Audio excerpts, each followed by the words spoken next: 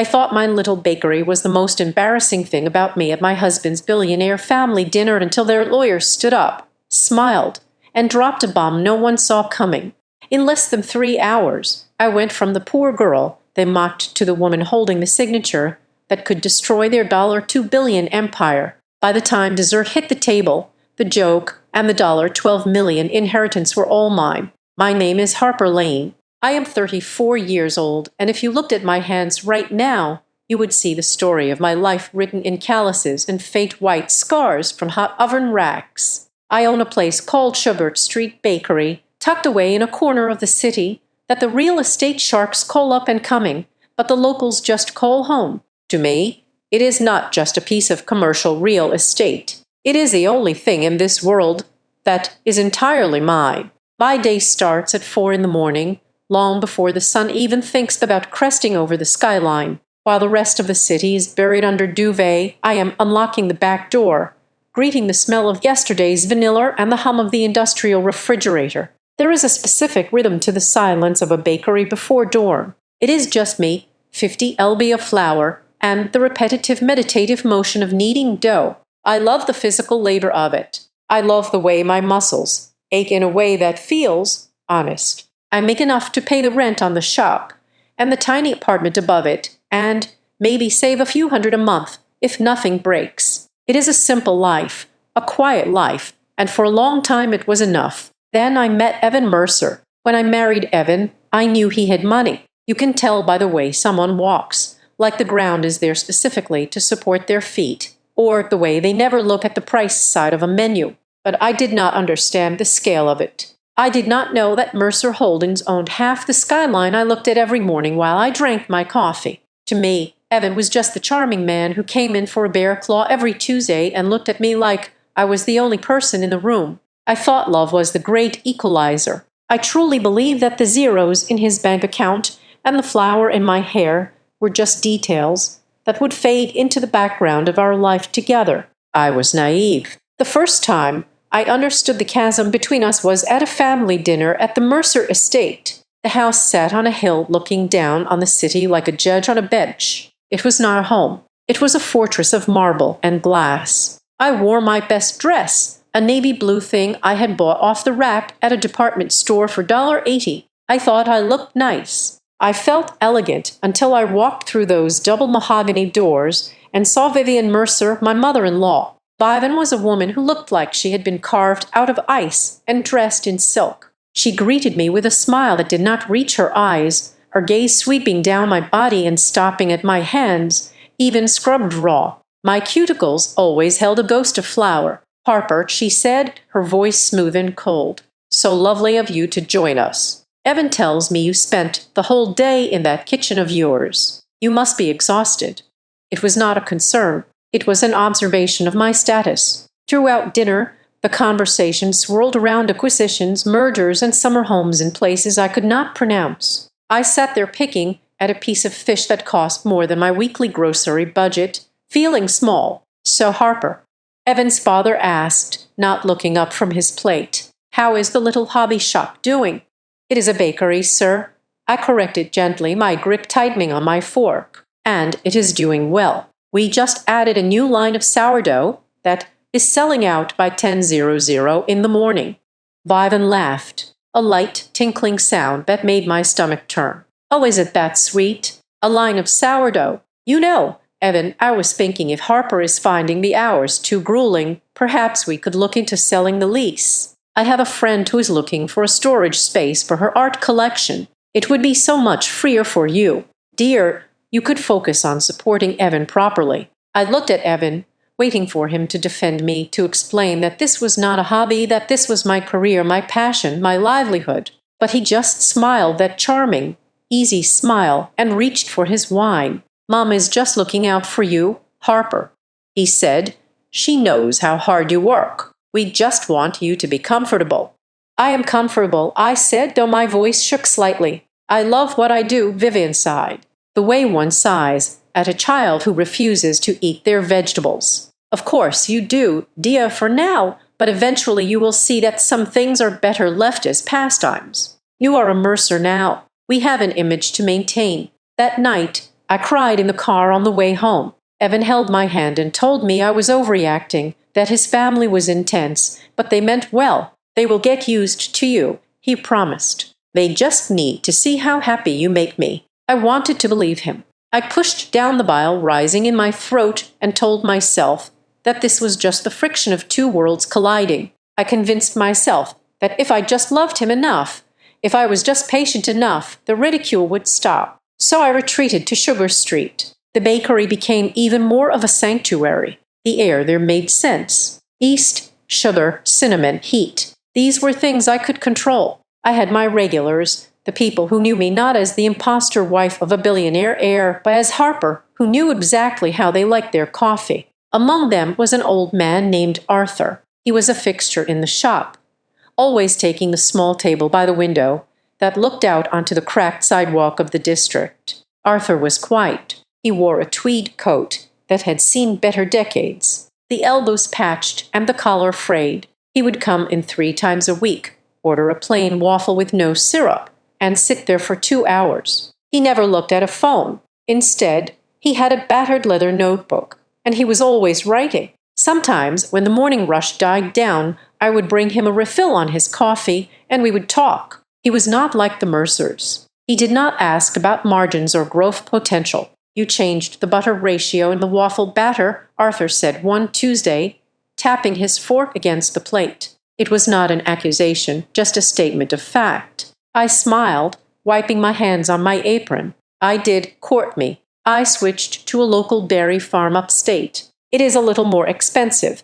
but the fat content is higher. Arthur hummed, scribbling something in his notebook. Good, he said without looking up. Quality is a language, Harper. Most people stop speaking it when they think no one is listening. You keep speaking it. It eats into my profits, I admitted, leaning against the counter. My accountant thinks I'm crazy. Your accountant looks at numbers, Arthur said, finally meeting my eyes. His eyes were sharp, surprisingly clear for a man of his age. You look at people. That is why this place has a soul. Don't let anyone take the soul out of it. Harper, once you sell the soul, you never get it back. I thought he was just being a sentimental old man, rambling about the good old days. I did not know then that he was giving me the most dangerous advice I would ever receive. While Arthur offered me cryptic wisdom in the daylight, my nights with Evan were becoming increasingly strained. We lived in a penthouse that Evan owned, a place of sleek lines and cold surfaces that never felt like mine. I kept my bakery clothes in a separate hamper because Vivian had once wrinkled her nose at the smell of yeast on my coat. I started noticing things, small things. Evan would take phone calls on the balcony, closing the glass door firmly behind him. If I walked into the room while he was on his laptop, he would minimize the window a fraction of a second too quickly. One night, about 6 months before the dinner that would change everything, I woke up at 2:00 in the morning. The other side of the bed was cold. I saw a strip of light coming from the hallway and heard Evan's voice. It was low, hushed, but in the quiet of the penthouse it carried. I know, Mother, he was saying. I am working on it. The Sugar Street deal is complex. These old leases are trickier than we thought. I froze in the doorway. Sugar Street, my street. No, Evan said, a tone of irritation creeping into his voice. She does not suspect anything. Why would she? She thinks I'm just supportive. Look, the zoning change is the key. Once we have the council on board, the eviction notices won't even matter. We can bypass the historical designation if we prove the structures are unsafe. My heart hammered against my ribs. Unsafe. My building was old. Yes, but it was solid. I paid for inspections every year. I will handle Harper, Evan said, and his voice dropped to a whisper that chilled me more than the winter wind outside. She trusts me. That is the asset we are leveraging here. Vivian, her trust. Just give me time to position it as a safety concern. She will sell if she thinks she is in danger. I backed away, my bare feet silent on the hardwood floor. I slipped back into bed and pulled the duvet up to my chin, shivering violently. When Evan came back to bed 10 minutes later, he wrapped his arm around my waist and kissed my shoulder. Sleeping okay, babe? He whispered. Fine, I lied. My eyes wide open in the dark. Just a bad dream. Go back to sleep. he soothed, his hand resting possessively on my hip. "I have got you. Everything is going to be fine." The next morning, I tried to convince myself I had misunderstood. Maybe he was talking about a different property on Sugar Street. Maybe he was trying to protect the neighborhood, not destroy it. That was what I told myself as I mixed the dough at 4:00. The next morning, I told myself that my husband loved me, that he was not conspiring with his mother to flatten my life's work into a parking lot for a high-rise. But the doubt had been planted. It was like a drop of dark food coloring in a bowl of white icing. No matter how much I tried to scoop it out, the stain was already spreading. I looked at the bakery, at the scuffed floors, the tin ceiling tiles, the table where Arthur sat writing in his notebook, and for the first time I did not just see my shop. I saw a target. I just did not realize that the crosshairs were also on me. The letter arrived on a rainy Tuesday afternoon, the kind of day where the dampness seems to seep into the very foundations of old buildings. I was wiping down the display case, removing the fingerprints of a toddler who had been mesmerized by the strawberry tarts when the mail carrier dropped a stack of envelopes on the counter. Most of it was the usual bills for flour, electricity, the linen service. But at the bottom of the pile sat a heavy cream-colored envelope that felt expensive to the touch. I slid my thumb under the flap and pulled out a single sheet of crisp watermarked paper. It was a notification of sale. My landlord, a man I had paid rent to faithfully for 7 years without missing a single month, had sold the entire block. The new owner was listed as Crown Line Developments. My stomach dropped. I knew that name, or rather, I knew the logo. It was a stylized, sharp-edged crown that I had seen just weeks ago on a notepad sitting on Evan's desk in his home office. I remembered asking him about it, and he had waved a hand dismissively, telling me it was just a subsidiary they were thinking of acquiring. Nothing important now, that nothing important owns. The roof over my head. I called Evan immediately, my fingers trembling as I dialed. It went straight to voicemail. I left a message, my voice tight and high, asking him to call me back, asking if he knew anything about this. He did not call back for 5 hours. In the meantime, I received a call from Vivan. News traveled at the speed of light in the Mercer family, apparently faster than it traveled to the wife of the heir. "Harper, darling," she purred through the phone. "I heard the news about your little street. How dreadful for you." "Did you know?" I asked, gripping the phone so hard my knuckles turned white. "Did you know Crown Line was buying the block?" "Crown Line?" she asked, her tone the picture of innocent confusion. "Is that who bought it?" "I suppose these things happen. The city is evolving. Harper, we cannot expect everything to stay quaint and dusty forever. Listen to me, dear. Take this as a sign. Close up shop gracefully. Take the buyout money. I am sure it will be a pittance compared to what Evan provides. But it is something. And come home. We need you to focus on supporting Evan. The Garler season is approaching, and he needs a wife who is present, not one who smells of burnt sugar." I hung up on her. It was the first time I had ever been rude to Vivan, but the rage boiling inside me was making it hard to breathe. When Evan finally came home that night, it was past 9:00. He smelled of expensive scotch and that specific ozone scent of a private car service. "You knew," I said before he even took off his coat. I was standing in the living room, the letter clutched in my hand. He sighed, rubbing his temples. "Harper, please. It has been a long day. Crown Line is a massive entity. I do not track every square foot of pavement they purchase.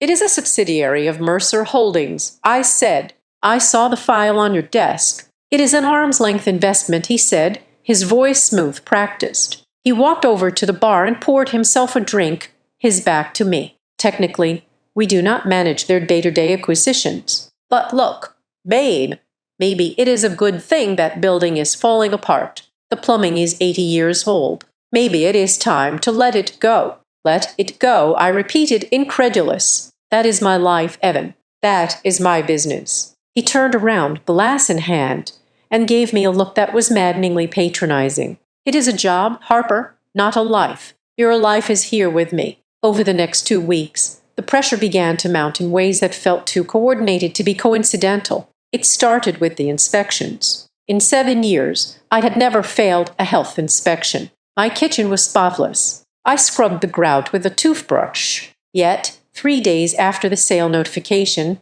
a health inspector I had never seen before showed up at 10:00 in the morning, right in the middle of the rush. He was a small, pinched man with a clipboard who seemed determined to find a fault. He cited me for a cracked floor tile in the storage room, a hairline fracture that had been there since I moved in. He cited me for the temperature of the hot water being too low, even though my own thermometer showed it was perfect. He wrote up a violation because a bag of flour was 4 in from the wall instead of 6. I am going to have to recommend a follow-up review in 7 days, he said, tearing off a yellow sheet. If these are not rectified, we are looking at mandatory closure. 2 days after that, the fire marshal arrived. He claimed my emergency exit sign was not illuminated brightly enough. He said the occupancy limit needed to be reduced by 30% due to updated codes that apparently had not existed the week before. I was drowning in paperwork and fines.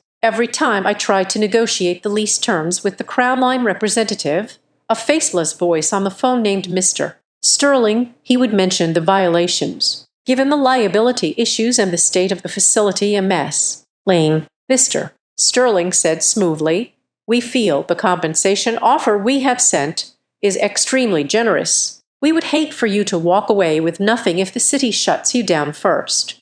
I felt like I was being hunted. I was paranoid, jumping every time the bell above the door chimed, expecting another man with a clipboard and a badge. The only person I felt I could talk to was Lena, Evan's younger sister. Lena was different from the rest of the Mercers. She was the black sheep, an artist who actually tried to be kind to me. We met for coffee a week later, not at my shop, but at a neutral cafe downtown. Lena looked tired. She stirred her latte nervously. Harper, you know I love you, she started, avoiding my eyes. But Mom and Evan are intense right now. The family is leveraging a lot on this new development. What development? I asked. They told me Crown Line just buys and holds property. Lena bit her lip. It is not just buying and holding. I saw the renderings in the library. They are calling it the Mercer Quarter. They want to bulldoze the whole block. Your bakery, the laundromat, the old bookstore. They want to put up a mixed-use luxury complex.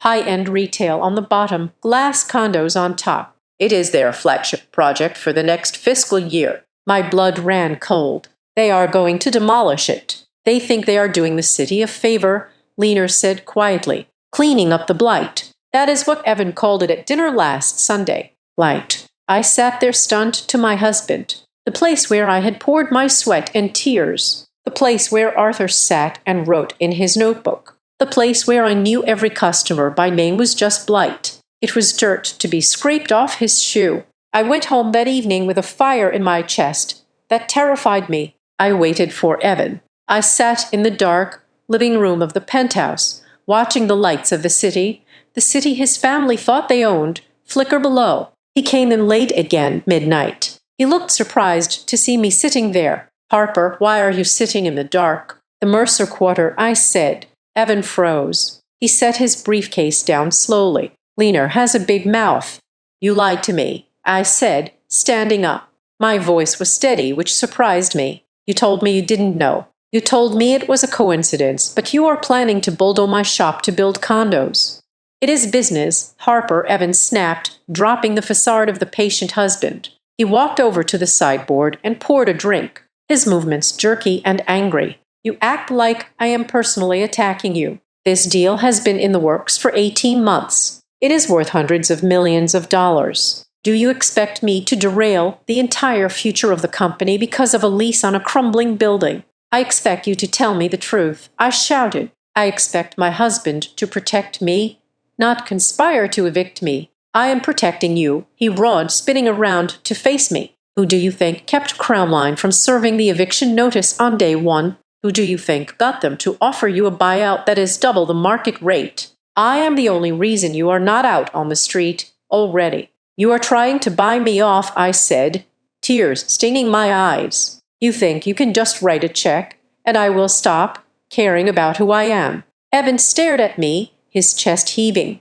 Then he let out a laugh that was devoid of any humor. He stepped closer to me, his eyes cold and hard. "Harper, look at where you are living," he said, gesturing to the penthouse walls, the art, the view. "Look at the life I have given you. You are playing shopkeeper. It is cute. It was charming when we were dating, but it is time to grow up. It is just a little bakery, Harper. It is flour and water. Why are you clinging to it when I can give you the world?"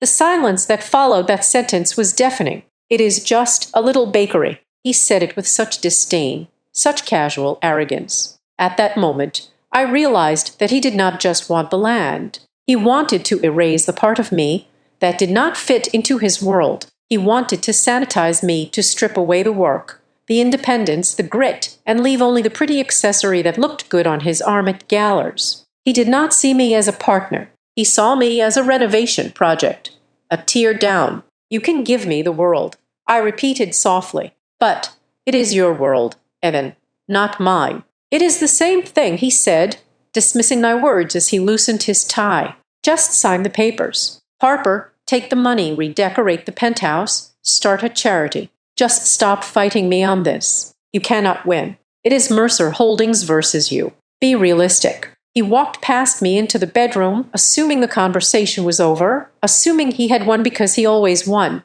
I stood there for a long time. I thought about the way the morning light hit the flower dust in the air at 4:00. I thought about Arthur in his notebook. I thought about the crack in the tile that the inspector hated, the one I had dropped a heavy mixing bowl on during my first week open. The crack that reminded me I was clumsy but resilient. Evan was right about one thing. It was Mercer Holdings versus me. It was a billion-dollar Goliath against a woman who smelled like vanilla and fatigue. But as I turned and walked out of the penthouse, grabbing my keys to drive back to the bakery to sleep on the cot in the office, I knew one thing for certain. I was not signing anything. If they wanted my bakery, they were going to have to tear it down while I was still standing inside it.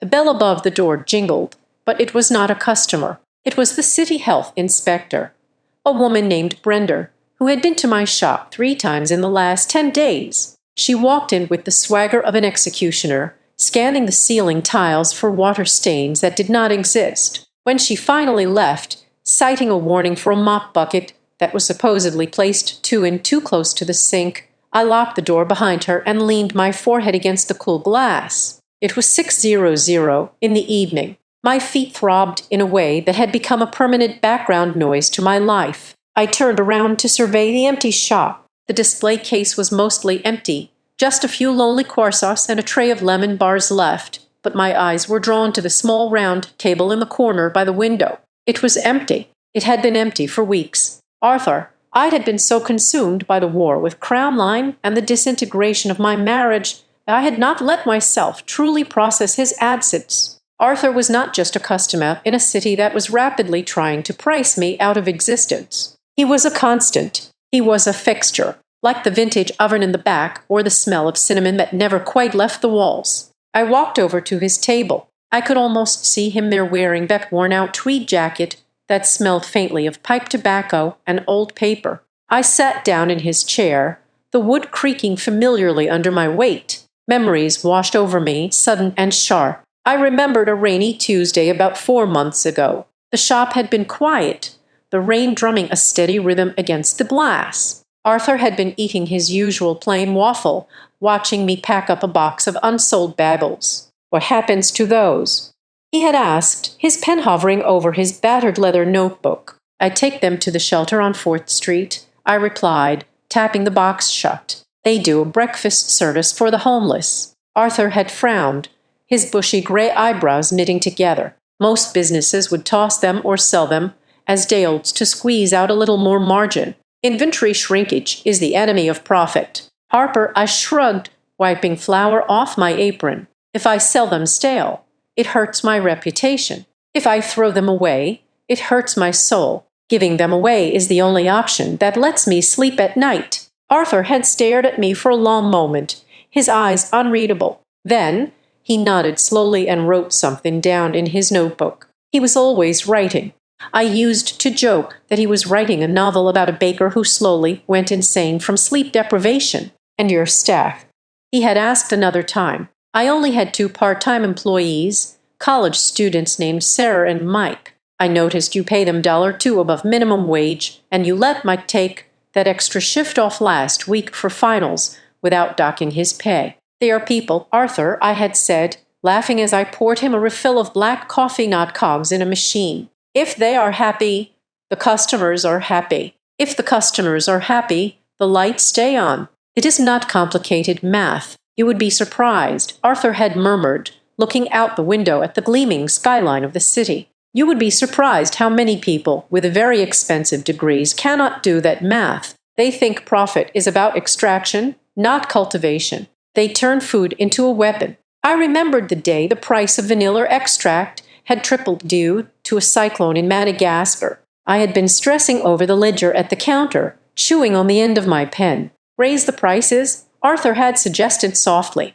The market will bear it. Everyone else is doing it. I had said, shaking my head. Mrs. Higgins comes in every Friday for a blueberry scone. She lives on a fixed pension. If I raise the price by 50, she stops coming. The kids from the magnet school across the street come in for cookies. If I raise the price, they go to the gas station and eat processed junk. I am not doing it. I will eat the cost. Arthur had looked at me with an expression I could not quite place at the time. It was a mix of sorrow and something that looked a lot like pride. You are a bad capitalist. Harper Lane, he had said. I am a good baker, I retorted. He had smiled, then a rare, genuine smile that crinkled the corners of his eyes. Yes, you are. I ran my hand over the surface of the table. The varnish was worn where his notebook always rested. The last time I saw him, he seemed frailer than usual. His hands had trembled slightly as he reached into his satchel.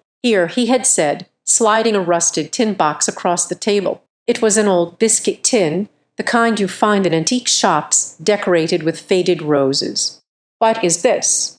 I had asked, wiping my hands on a towel. Just some odds and ends. He had said, his voice raspy. I am moving some things around. My living situation is changing. I do not trust the banks with everything. Paradoxical. I know. Would you keep this for me? Put it on a high shelf. Forget about it until I ask for it. I laughed, taking the box. It was surprisingly heavy. What is in here? Arthur Golddealoons, the map to Atlantis. Something more valuable, he had said, his tone suddenly serious. Insurance. Keep it safe, Harper. Promise me. I promise. I had said. I put it on the top shelf of the pantry in the back behind the 50 lb bags of sugar, and I had not touched it since. I had been too busy fighting Evan and the inspectors to think about an old man's keepsake. I stood up from the table and walked to the back of the shop. I needed noise. I needed a distraction. I turned on the small television I kept mounted in the corner of the kitchen,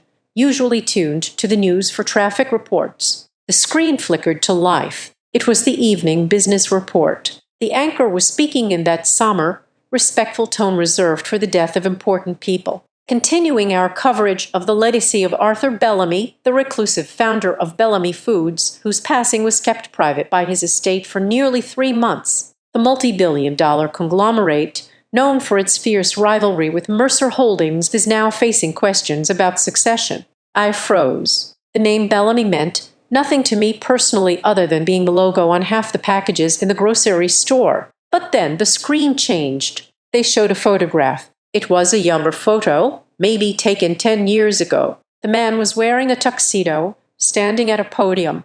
But I knew those eyes. I knew that jawline. I knew the way his eyebrows knit together. I gasped, my hand flying to my mouth. It was Arthur. My Arthur, the man who ate plain waffles and complained about the weather. The man who wore a coat with patched elbows. I stared at the screen, my heart hammering against my ribs like a trapped bird. Arthur Bellamy. Arthur Bellamy. He was one of the richest men in the country. He was the arch rival of the Mercer family. Evan's father had ranted about Bellamy Foods at dinner parties, calling them dinosaurs and moralizing hypocrites because they refused to use certain preservatives. He hated how people turned food into a weapon of profit. I whispered to the empty kitchen, repeating his words. He wasn't a retired school teacher or a lonely widower living on a pension. He was a titan of industry who had been hiding in my bakery 3 times a week. Why come here? Why talk to me? I felt a sudden wave of dizziness. I grabbed the edge of the stainless steel prep table to steady myself. He had died months ago. That explained why he hadn't come in. He had been gone this whole time, and I had been waiting for him to walk through the door for a cup of coffee. The grief hit me then, sharp and sudden. I didn't mourn the billionaire. I mourned the friend who listened to me. I mourned the only person who told me that what I did mattered. As I stood there, trying to process the impossible reality that I had been serving waffles to a billionaire, the phone in the front of the shop rang. I let it ring 3 times before I walked over and picked it up. Sugar Street Bakery, I said, my voice hollow. MS. Lane. The voice was male, formal, and crisp. This is Miles Harrington calling from the law offices of Harrington and Cole. I gripped the phone tighter. Yes, I am contacting you regarding the estate of the late Arthur Bellamy. The lawyer said, Mr. Bellamy left specific instructions regarding his assets. We need you to come into our office tomorrow morning at 9:00. It concerns your bakery.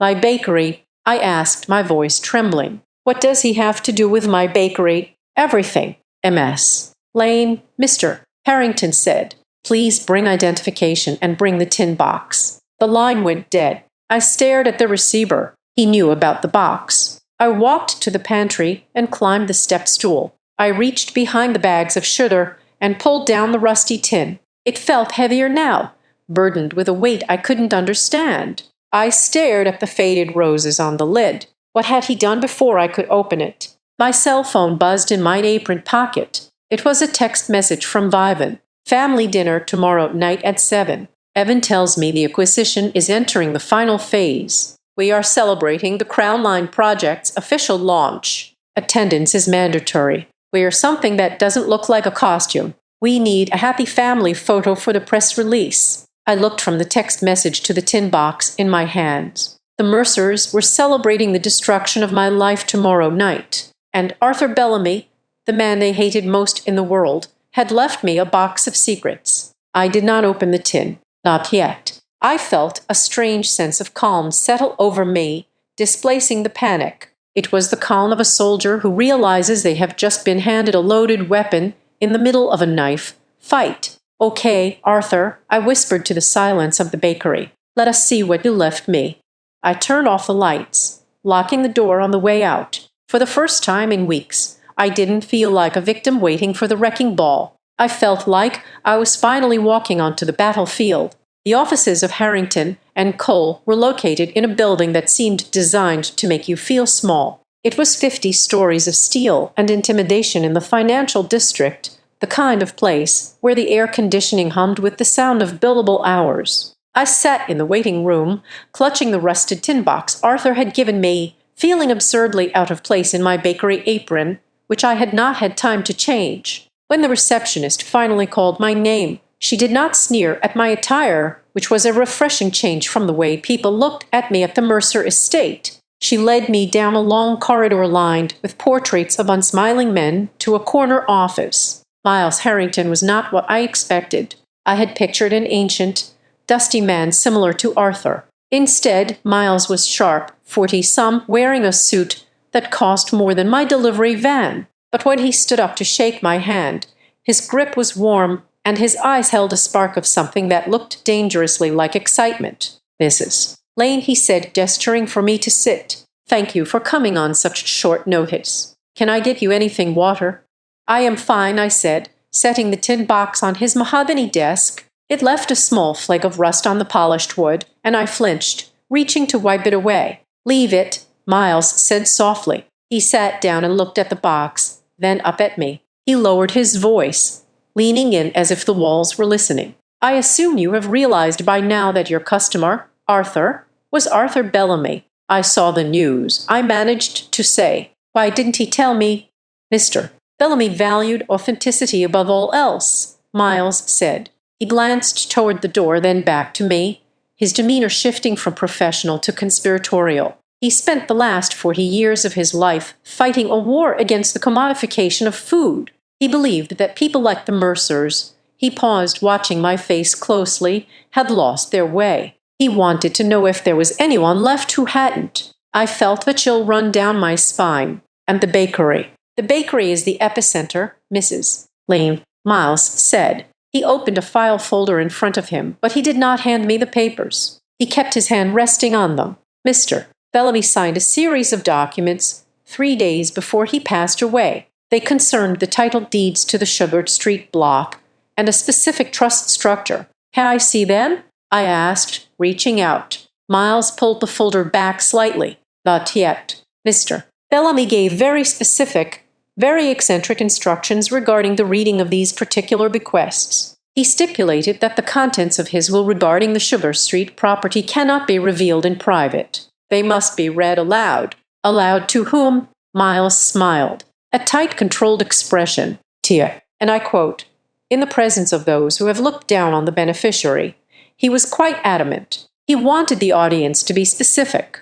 I sat back, my mind racing. Arthur knew. He knew about the dinners. He knew about Vivian's snide comments. He knew about Evan's ambition. He knew my husband's family was trying to buy the block. I said it was not a question. Mr. Bellamy knew everything about the Mercers, Miles replied. He and Evan's grandfather were partners 50 years ago, before a very bitter, very public split. The Mercers have been trying to acquire the Sugar Street block for a decade, not just for the real estate, but because it was the site of Arthur's first factory. It is symbolic. They want to pave over his history. I looked at the tin box. So what happens now? Now, Miles said, checking his watch. We wait for the right moment. I believe you have a dinner engagement coming up at the Mercer estate. I stared at him. How do you know that? We pay attention, Mrs. Lane. I will be there. I have already sent notice to Mrs. Vivian Mercer, and I will be attending to settle a legal matter regarding the property overlap. She assumes I am coming to surrender. The lawyer's eyes gleamed. Let her assume. As I left the office, my head was spinning. I walked out of the revolving doors and onto the busy street, clutching the tin box to my chest like a shield. I paused at the curb, waiting for the light to change when I felt the hair on the back of my neck stand up. Across the street, parked in a loading zone, was a sleek black sedan. It wasn't just any car. It was a Mercer Company car. The window was rolled down just an inch. Sitting in the driver's seat was Marcus, Vivian's personal assistant and fixer. He was looking directly at me. He didn't wave. He didn't smile. He just watched me walk out of the offices of his employer's greatest rival. Then the window rolled up and the car pulled away, merging aggressively into traffic.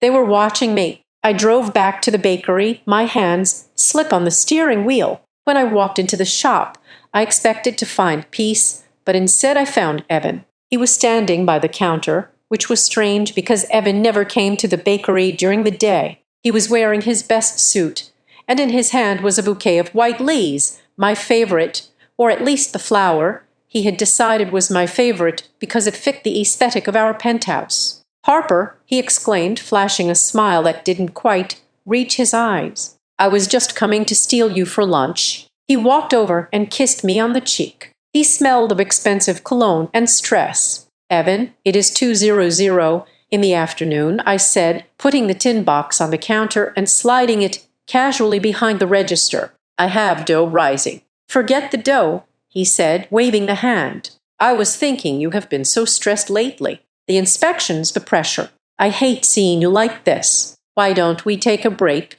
Just the two of us. Maybe Carbo or the Alps. We could leave tomorrow." Spent 2 weeks just disconnecting. I looked at him. Really looked at him. Yesterday he was yelling at me to sign the papers. Today he wanted to whisk me away to a resort. "We have dinner tomorrow night," I said, testing him. Vivian said it was mandatory. Evan's smile faltered for a fraction of a second. "Right. The dinner. We can go right after. Look, Banner, I just want you to be happy. I was thinking maybe we should stop fighting about the shop. If you want to sell, you sell. If not, we will figure it out. But let's just get away from the city, away from all these lawyers and noise." He knew. Marcus must have called him the second I walked out of Harrington and Cole. He was terrified of what I had found out, and his solution was to remove me from the board, to get me on a plane and isolate me until whatever legal deadline he was worried about had passed. "I can't leave, Evan," I said quietly. "I have orders to fill." He looked at the tin box behind me, his eyes lingering on it for a second too long. "Fine, but promise me you will think about it. Just you and me. Like old times." "Like old times," I echoed, feeling a crack in my heart widen. There were no old times. There was just the long con, and I had been the mark. At night, alone in the penthouse, Evan had gone back to the office for emergency meetings. I opened my laptop. There was a new email in my inbox. The sender was a string of random numbers and letters. Subject: the blueprint. I clicked it open. There was no text in the body of the email, just 3 attachments. The first was a PDF map of the Sugar Street block. It was titled Project Crown Line Demolition Phase 1. My bakery was outlined in bright red, but what chilled me was the date on the map. It was dated 3 years ago, 2 years before Evan proposed to me. The second attachment was a list of current tenants and their vulnerabilities. Next to the bookstore owner's name, it said financial distress, RS Ornick pending. Next to the laundromat, it said lease expiring, non-renewal. Next to my name, Harper Lane, it didn't list financial issues. It just said relationship leverage. Cursor aside, I stared at the screen, tears blurring my vision. It wasn't just that he didn't love me. It was an assignment, a line item on a spreadsheet. He had courted me, married me, and bedded me, all to secure a piece of real estate. I opened the third attachment. It was a simple text file. It read, "Merkel always wins because they own the deck, but Arthur Bellamy never played with their cards. Check the box."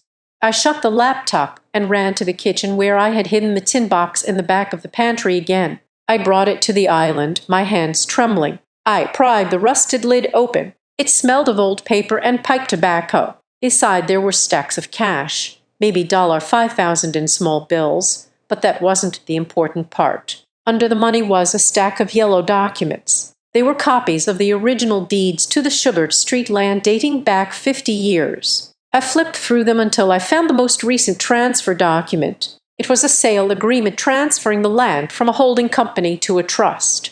The trust was named the Baker's Dozen Trust, and in the section marked beneficiary, the name had been blacked out with thick marker, but attached to the front of the deed was a handwritten note on a piece of stationery from the Sugar Street Bakery, one of my own receipts. Actually, the handwriting was shaky but forceful. "Harper, if you are reading this, it means the wolves are at the door. They think they are hungry, but they are just greedy. I watched you feed the homeless when you could barely pay your rent. I watched you treat your staff like family. You have the one thing the Mercers can never buy, a conscience. This box is not the weapon. You are when they think they have eaten everything on the table. Show them who owns the kitchen. P.S. The waffle recipe needs more nutmeg." I laughed a wet choked sound that was half sob. I wiped my eyes. I stood up and walked to the floor-to-ceiling window looking out over the city. Somewhere out there, Evan and Vivian were clinking glasses, thinking they had won. They thought I was just a naive girl who baked cookies and believed in fairy tales.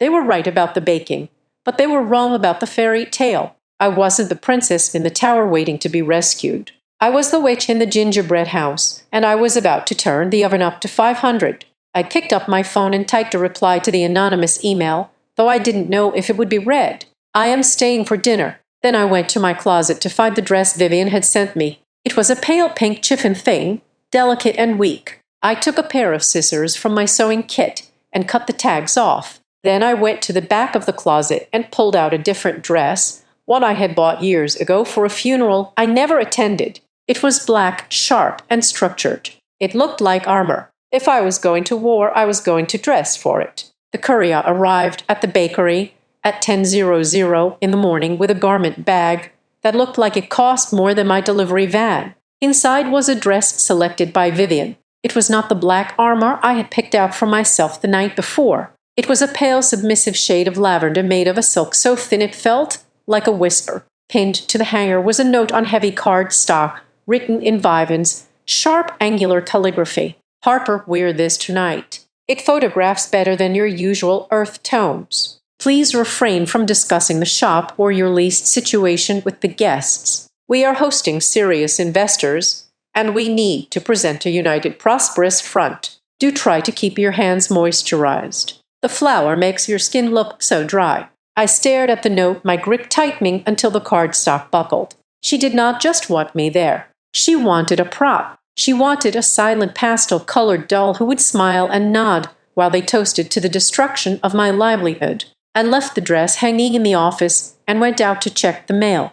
Among the bills was a glossy packet Evan had left on the kitchen counter that morning, likely by accident. It was the itinerary for the evening. I flipped it open. It was not just a family dinner. The header read, Merck Holdings Crown Line Developments, a Vision for the Future.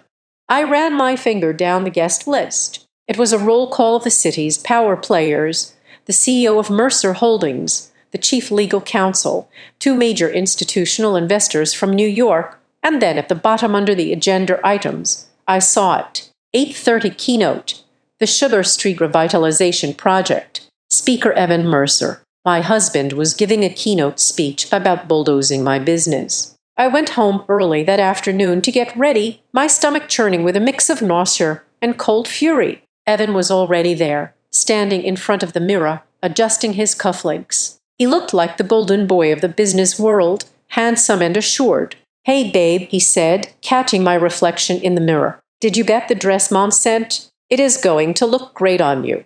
"I got it," I said, keeping my voice neutral. "Evan, I saw the agenda. You are giving a speech about Sugar Street."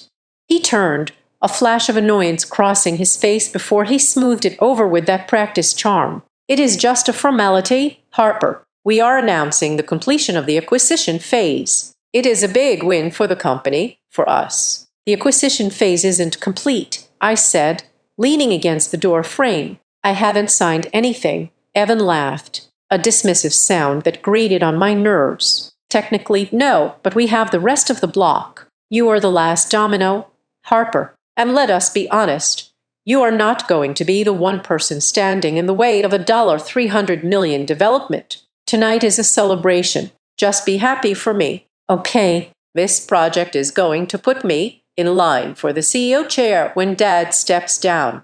"And if I don't sell?" I asked quietly. He walked over and placed his hands on my shoulders, looking down at me with a pitying expression. "Then you get nothing. Crown Line will build around you, or they will find a way to condemn the building. It is happening. Harper, the train has left the station. You can either be on board, in first class with me, or you can be tied to the tracks." He kissed my forehead and went back to the mirror. "Be ready by 6. The car is coming for us." I went into the bathroom and locked the door. I turned on the shower to mask the sound of my breathing, which had become shallow and ragged.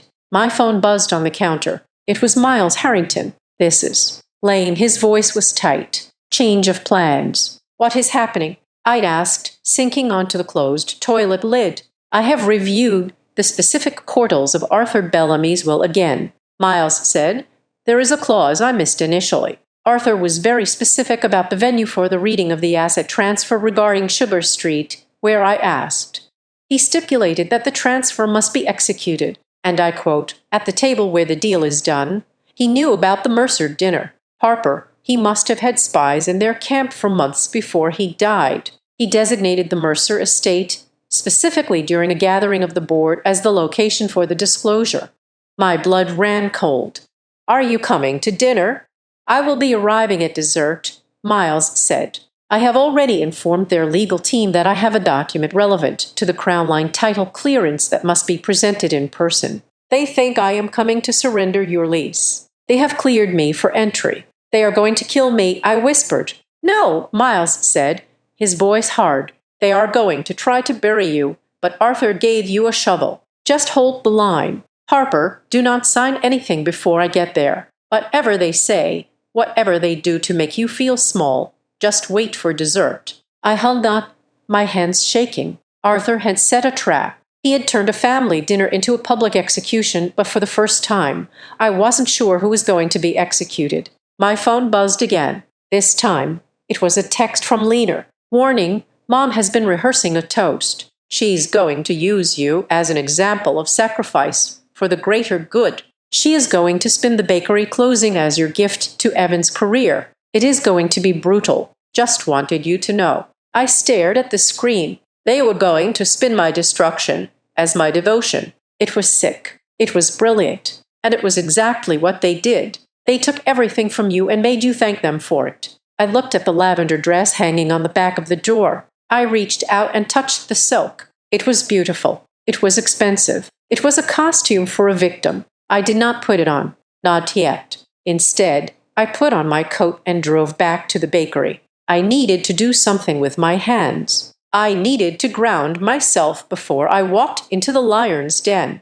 The shop was dark and quiet. I turned on the oven, the familiar click and whoosh of the gas igniting, bringing me a strange sense of comfort. I went to the fridge and pulled out a bag of lemons. Arthur used to love my lemon tart. He called it the truth teller. He said that most people made desserts too sweet to hide the lack of flavor, but a good lemon tart had to be sharp. It had to make your jaw ache just a little. It had to wake you up. If you are going to serve them something, Harper, I imagined him saying, serve them the truth. I worked in a trance. I made the crust, pressing the dough into the pan with aggressive precision. I zested the lemons, the spray of citrus oil perfuming the air. Sharp and clean, I whisked the eggs and sugar over the double boiler, watching the curd thicken, turning a deep, rich yellow. As I baked, I thought about Evan.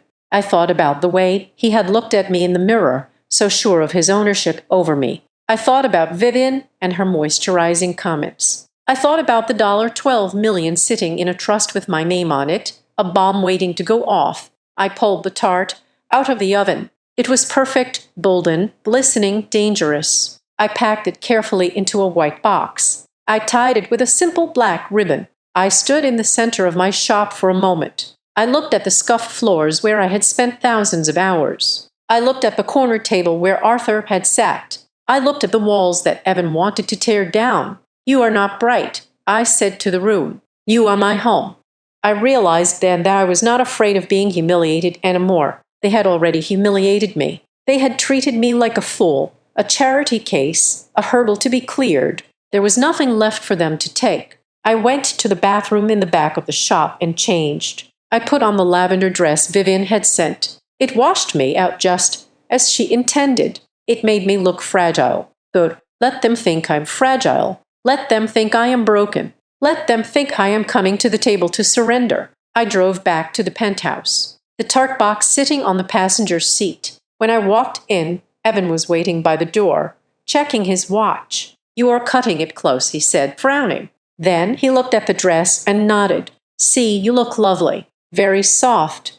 I made dessert, I said, holding up the box. Evan rolled his eyes. Harper, they have a private chef. We do not need a potluck contribution. It is lemon tart, I said, my voice steady. It clears the palate. He sighed, checking his phone. Fine, bring it. Maybe the staff can serve it. Just don't make a big deal out of it. Come on, the car is downstairs. We rode to the estate in silence. I watched the city blur past the tinted windows. Every building we passed seemed to belong to someone else, someone with power, someone with a name like Mercer. But tonight the script was going to change. I touched the tin box, which I had transferred into my purse. It sat heavy against my hip, a cold metal reminder of the old man who had sat in my window and watched the world with eyes that missed nothing. As the iron gates of the Mercer estate swung open, revealing the sprawling mansion lit up like a fortress, I took a deep breath. I was walking into a war zone armed with a lemon tart and a dead man's secret. But as the car came to a halt and the valet opened my door, I realized something. I was not the one who should be afraid. The driveway of the Mercer estate was not designed for cars. It was designed for processions. As our sedan crunched over the white gravel, joining a line of Bentleys, Aston Martins, and customized Range Rovers, I felt a familiar tightening in my chest. The house loomed ahead, a sprawling neoclassical beast illuminated by floodlights that turned the night sky a hazy, artificial purple. I smoothed the skirt of the lavender chiffon dress Vivian had sent me. It was beautiful, objectively speaking, but on me it felt like a costume. It was too light, too airy. It was a dress for a woman who floated through life, not one who spent 12 hours a day standing on concrete floors kneading heavy dough. When the valet opened my door, the humid night air hit me carrying the scent of jasmine and exhaust fumes. Evan was already up, buttoning his jacket, his face set in a mask of professional charm. He offered me his arm, not with affection, but with the mechanical courtesy of a man handling the necessary accessory. Vivian was waiting in the grand foyer. She wore emerald green silk that clashed violently with my pale lavender, making me look washed out and ghostly standing next to her.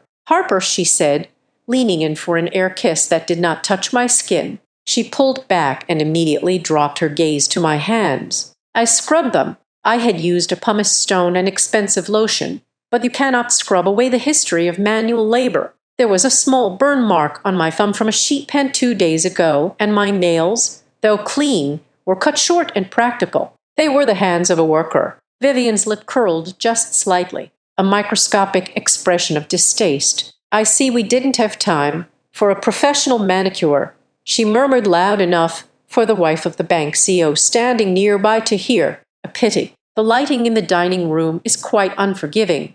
"I was working, Vivian," I said, keeping my voice low. "Of course you weren't," she said, patting my arm with a condescension that felt like a slap. "Always toiling away. Come along. Don't."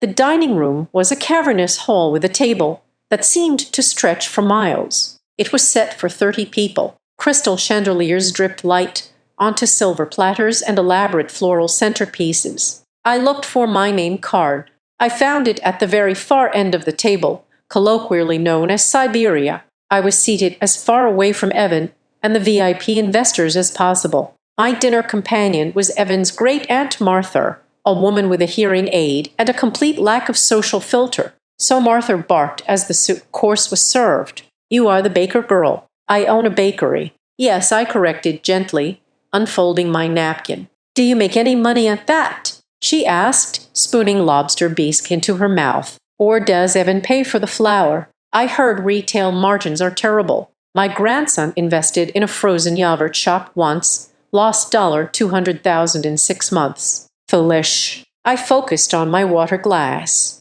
"The bakery is profitable, Martha."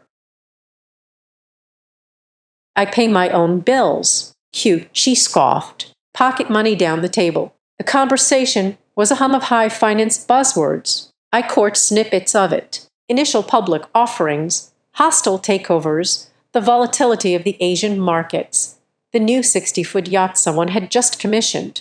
I sat there eating food I couldn't taste, feeling the invisible wall that separated me from everyone else in the room. They looked at me and saw a quaint little mistake Evan had made in his rebellious phase. Halfway through the main course, the lights in the room dimmed. A screen descended from the ceiling at the head of the room. "Ladies and gentlemen," Vivian's voice rang out, amplified by the acoustics of the room. She stood at the head of the table holding a champagne flute. "If I could have your attention, tonight is not just a dinner. It is a celebration of the future. Mercer Holdings has always been about vision, about seeing potential where others see only ruin." A projector hummed to life. An image filled the screen. It was a map of my neighborhood. It was a satellite view of the Sugar Street block, but instead of the familiar gray and green of the rooftops and trees, the entire block had been overlaid with a translucent angry red color. My bakery was right in the center of the red zone. The text at the top of the slide read, "Redevelopment opportunity clearing old retail for the Mercer Quarter." I felt the blood drain from my face. They were showing a map of my destruction as dinner entertainment. "For years," Vivian continued, gesturing to the red blotch that was my life's work, "this district has been stagnant, a collection of dilapidated structures and low-value businesses that serve no purpose in a modern city. But thanks to the tireless work of Crown Line Developments, and specifically the strategic negotiations led by my son, Evan, we are finally ready to break ground." She clicked a remote. The red map was replaced by a rendering of a gleaming glass tower. It was cold, modern, and soulless. "We are not just building condos," Vivian said, her eyes scanning the room and landing briefly, sharply on me. "We are doing a public service. We are liberating these small business owners from their struggling enterprises. We are giving them a way out, a chance to move on to something more suitable." There was a round of polite applause. I sat frozen, my hands gripping the edge of the table so hard my knuckles turned white. Then Evan stood up. He had been drinking steadily since we arrived. His face was flushed, his tie loosened just a fraction. He held a glass of whiskey in one hand and waved to the room with the other. "Thank you, Mother," he said, his voice booming a little too loudly. "It has been a long road. Negotiating with these local types is not easy. They get sentimental about bricks and mortar." Laughter rippled through the room. "But you know," Evan continued, looking down the table toward me, "I have a secret weapon. I have an inside track." He pointed his glass at me. All 30 heads turned to look at the woman in the lavender dress at the end of the table. "My lovely wife Harper," Evan announced. "She actually runs one of the shops in the splash zone." "Can you believe it?" "Evan," I whispered, though he couldn't hear me. "Stop. I remember when I first met her," Evan said, leaning against the table, slipping into storytelling mode. "She was covered in flour. I mean, literally, it was in her hair, on her eyelashes. She smelled like yeast in desperation." The room erupted in laughter. My face burned hot. I looked at her, and I thought, this girl needs a savior. Evan chuckled, taking a sip of his drink. She was working 18 hours a day for pennies. I told myself, "Evan, you have to get her out of there." And now, finally, I am doing it. I am bulldozing that place to set her free. Here, someone shouted. A man sitting across from Evan, his cousin, Greg, a vice president in the firm, leaned forward with a smirk. "So, Evan, tell us, is the company buying her out at full market value, or do we get a family discount? Are we going to flatten the wife's shop?" The question hung in the air. It was cruel. It was a test. Evan didn't hesitate. He looked right at me, his eyes glassy and cold. "Sugar Street Bakery," Evan said, his lip curling into a smile that I finally recognized as a sneer. "That is not a business asset, Greg. That is my personal charity project." The air left my lungs. "I let her keep it this long because it kept her busy," Evan continued, shrugging. "You know how it is. It makes her feel independent. But once the contracts are signed tonight, it is just a memory, a sweet, cheap memory." The room roared with laughter. They were laughing at my sweat. They were laughing the morning I woke up at 4. They were laughing at the calluses on my hands that Vivian despised. To them, my entire existence, my passion, my struggle was just a joke, a charity project my husband allowed me to have until he got bored. I looked at Evan. He wasn't looking at me anymore. He was basking in the approval of the investors. He had sold me out for a laugh. Something inside me snapped. It wasn't a loud snap. It was the quiet sound of a bridge collapsing. I stood up. My chair scraped loudly against the parquet floor. The laughter died down to a confused murmur. I didn't say a word. I just turned to leave. I couldn't breathe in that room anymore. I needed air. I made it 3 steps before a hand clamped onto my wrist. It was Vivian. She had moved with the speed of a viper. Her nails dug into my skin, sharp and painful. She didn't look at me. She kept a fixed, bright smile on the guests, but she leaned in close, her voice a hiss of pure venom. "Where do you think you are going?" She whispered.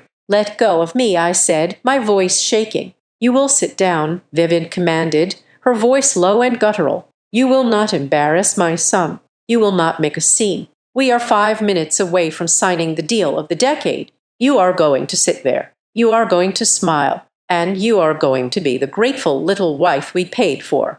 Did you understand me? You are a prop, Harper. Act like one." "I am not a prop," I said, trying to pull my arm free, but her grip was iron. "I am a person." "You are nothing," she spat. "You are a nobody from a crumbling street who got lucky. Now sit down before I have security escort you to the car like an unruly child."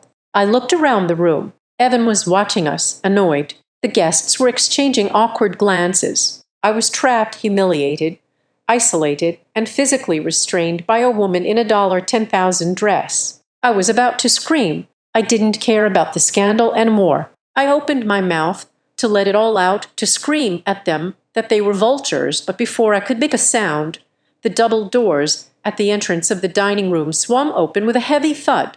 The room went silent. The butler stood there, looking pale and flustered. He cleared his throat, his voice echoing in the sudden quiet. "Excuse me, Mrs. Mercer," the butler stammered. "I apologize for the interruption, but there is a gentleman here who insists on entering. He says he has legal documents relevant to the meeting tonight." Vivian frowned, not letting go of my arm. Tell him to wait in the library. We are in the middle of dinner. He said it cannot wait. Madam, the butler said, stepping aside. A figure walked through the doors. It was Miles Harrington. He was wearing a dark suit, carrying a leather briefcase in one hand, and a familiar rusted tin box in the other. He didn't look at the guests. He didn't look at Evan. He looked straight at me, and for the briefest second, he winked. "Good evening," Miles said, his voice calm and carrying the weight of absolute authority. "My name is Miles Harrington. I am the executive of the estate of the late Arthur Bellamy." The name sucks the oxygen out of the room. Vivian's hand went slack on my wrist. Evan dropped his whiskey glass. It hit the table, shattering, the amber liquid spreading across the white tablecloth like a stain. "I believe," Miles said, walking toward the table, "that we need to talk about who exactly owns the land you are planning to bulldoze." I stood there, rubbing the red marks on my wrist where Vivian's nails had dug in. The humiliation was still burning my skin, but as I looked at the tin box in Miles's hand, the heat began to turn into something else. The dessert course hadn't been served yet, but the real treat had just arrived. The silence in the dining room was heavy, the kind of silence that usually precedes a natural disaster. Miles Harrington walked toward the table with a gait that was unhurried and terrifyingly calm. He did not look like a lawyer who had come to beg for mercy. He looked like a man who had just realized he was holding a royal flush in a room full of people bluffing with pairs of twos. Vivian was the first to recover. She smoothed the napkin on her lap, her fingers trembling almost imperceptibly. She forced a smile that was tight enough to snap a violin string. "Mr. Harrington," she said, her voice dripping with false politeness, "I assume you are here to deliver the final surrender of the lease. It is highly irregular to interrupt a dinner, but given the urgency of the Crown Line project, we will accept the concession." She gestured to an empty spot at the far end of the room near the door. "You may leave the paperwork with the butler. We will review it in the morning." Evan let out a breath he had been holding. He turned to me, his face flushing with relief and renewed arrogance. He reached out and patted my shoulder, a heavy condescending touch that made my skin crawl. "You see, Harper," he whispered loud enough for the nearby investors to hear, "I told you it is over. Miles is a smart man. He knows when a battle is lost. Starting tonight, everything is going to be tidy. We will get you out of that rotting building and into something decent. You will thank me for this later." I looked at Evan. I looked at the whiskey stain spreading on the tablecloth. I looked at the man I had married. And for the first time, I saw him clearly. He was not a titan of industry. He was a child playing with toys his parents had bought him, terrified that someone would take them away. "I do not think that is why he is here." "Evan," I said quietly. Miles reached the head of the table. He did not leave the paperwork with the butler. Instead, he placed his leather briefcase on the pristine white tablecloth right next to the centerpiece of imported orchids. Then, with a deliberate clatter that echoed through the room, he placed the rusted tin box next to it. The contrast was jarring, the dirty dented metal against the fine crystal and silver. "I am afraid there has been a misunderstanding, Mrs. Mercer," Miles said. His voice was smooth, projecting to the back of the room without shouting. "I am not here to surrender a lease. I am here to execute a will." "A will?" Vivian scoffed, her eyes darting to the investors who were now watching with keen interest. "Arthur Bellamy died months ago. His affairs have nothing to do with my family or this dinner." "On the contrary," Miles said. He clicked open the briefcase. "They have everything to do with this dinner. Specifically, they have to do with the property you are currently celebrating acquiring." "This is preposterous," the Mercer Holdings legal counsel barked from halfway down the table. "We have clear title to 70% of the block. We are exercising eminent domain on the rest. Bellamy has no standing." Miles smiled. It was not a nice smile. It was the smile of a shark circling a leaking boat. "Actually," Miles said, pulling out a thick sheath of documents bound in blue legal backing, "Arthur Bellamy purchased the underlying land deeds for the entire Sugar Street block 40 years ago. He held them in a blind trust called the Baker's Dozen. He allowed the storefronts to operate under subleases to maintain the character of the neighborhood. He knew you were buying up the leases. He let you. He let us. Evan asked, his voice cracking. Why? Because he wanted to see how far you would go, Miles said. He reached into his pocket and pulled out a small digital recorder. He placed it on the table and pressed a button. Arthur requested that this specific clause of his last will and testament be read aloud in this room to this specific audience. Turn that off, Vivian hissed, standing up. Security if you remove me, Miles said, his voice dropping an octave, becoming hard as granite. I will file an immediate injunction against the Crown Line project in the morning, citing bad faith and concealment of assets. The project will be tied up in litigation for 10 years, or you can sit down, listen for 3 minutes, and learn who actually owns the ground you are standing on. The room froze. The investors looked at Vivian. The CEO of the bank looked at Vivian. She slowly sank back into her chair, her face pale. Proceed, she whispered. Miles looked at the document. He began to read. I, Arthur Bellamy, being of sound mind and tired of watching greedy men eat more than their share, do hereby establish the following contingency regarding the Schubert Street property. The land has been held in trust, waiting for a custodian who understands its value, not in dollars, but in humanity. Miles paused, looking directly at me. If at the time of my death there exists a tenant on the block who has maintained their business without succumbing to bribery, intimidation, or the lure of easy profit, and if that tenant is the proprietor of the Sugar Street Bakery, Harper Lane, then the following trigger is activated. The room was so quiet I could hear the hum of the refrigerator in the kitchen down the hall. Effective immediately, Miles read. The entirety of the Sugar Street block, including all land rights, air rights, and existing structures, is transferred from the Baker's Dozen Trust to the sole ownership of Harper Lane. A gasp went around the room. Evan looked like he had been punched in the gut. That is impossible, he muttered. We own the liens. Miles ignored him. He continued reading. Furthermore, to ensure that Mrs. Lane has the resources to defend this property against the inevitable legal bullying of the Mercer family. Arthur's words, not mine. I hereby transfer the sum of $12 million into a revocable trust in her name to be used at her sole discretion for the preservation of the neighborhood and the protection of places where food is still kindness. Miles lowered the paper. He looked up at the stunned faces of the billionaires and power brokers. In plain English, Miles said, his voice ringing with satisfaction, Crown Line Developments does not have a valid claim to the land. You have been buying empty shells. The land belongs to Harper. The buildings belong to Harper. And as of tonight, the $12 million war chest belongs to Harper. He turned to me. Mrs. Lane, you are the landlord. You are the bank. And you are the only person in this room who has the authority to decide if a single brick on that street gets moved.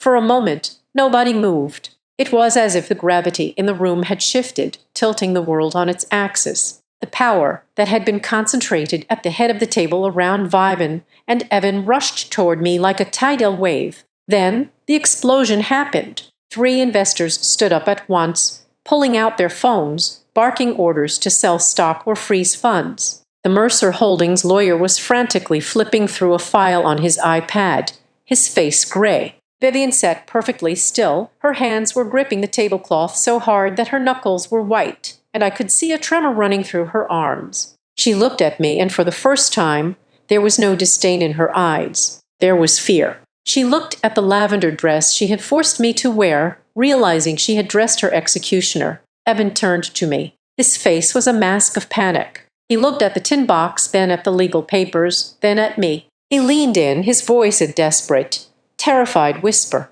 Harper, he said. Babe, when did you know? Did you know this whole time? Was this a setup? A setup? I repeated, my voice calm, strange to my own ears. You mean like inviting your wife to a dinner to humiliate her while you announced the demolition of her life's work? Evan, I didn't know. Arthur didn't tell me because he wanted to see if you would do the right thing. He gave you every chance to be a human being. You chose to be a bulldozer. We can fix this. Evan stammered, reaching for my hand. I pulled it away sharply. Harper, $12 million. Think about it. We can combine it. We can make the project even bigger. You can have a bakery in the lobby, a flagship store. Just tell the lawyer to calm down. I'm not telling him anything, I said. Miles closed the file with a sharp smack. "I must also inform you," he said, addressing the room at large, "that any attempt to pressure, coerce, or intimidate Mrs. Lane into signing over these rights will be met with immediate legal action. I have already filed a preemptive motion with the court. Any communication regarding the property must go through me. If you approach her, if you threaten her, if you send her a rude email, I will consider it harassment and I will trigger the penalty clauses in the trust." Penalty clauses. Vivian choked out. If the beneficiary is harassed, Miles smiled. "The trust donates an additional $5 million to a fund specifically dedicated to investigating corporate malfeasance in the real estate sector, specifically yours." I looked at the tin box. Arthur had not just left me money. He had left me a suit of armor made of ironclad legal phrasing. He had anticipated every move they would make. He knew they would try to bully me, so he made bullying me expensive. He knew they would try to charm me, so he revealed their treachery first. I stood up. This time, no one grabbed my wrist. Vivian shrank back in her chair as if I were radioactive. "I think I will skip dessert," I said. I picked up the white box containing the lemon tart I had baked. I untied the black ribbon and opened the lid. The tart sat there, perfect and yellow and sharp. I placed it in front of Evan. "It is tart," I said. "It helps clear the palate after a lot of rich, greasy lies." I turned to Miles. "Mr. Harrington, are you ready to go?" "After you, Mrs. Lane," Miles said, bowing his head slightly. I walked out of the dining room. I could hear the chaos erupting behind me, shouting accusations, the sound of a glass being thrown against a wall. But I didn't look back. I walked through the foyer, past the grand staircase, and out the front door into the night air. The adrenaline from the dining room had barely subsided when Vivian Mercer's hand clamped onto my arm again. This time, it was not the discreet pinch of a hostess trying to maintain order. It was the desperate, clawing grip of a woman watching her kingdom catch fire. She did not let me get to the car. She dragged me toward the mahogany doors of the private study, barking at the caterers to clear the hall. Evan followed close behind us, looking like a man walking to the gallows, though I could see the wheels turning behind his eyes. He was already calculating. He was already trying to figure out the exchange rate between his marriage and his inheritance. Vivian shoved me into the study and slammed the door. A heavy wood cutting off the murmurs of the panicked investors outside. The room smelled of old leather and expensive cigars. A masculine scent that felt suffocating. "You realize what you have done, don't you?" Vivian hissed, her voice cracking like glass. "You have humiliated this family. You have jeopardized a deal worth hundreds of millions. For what? For a stunt."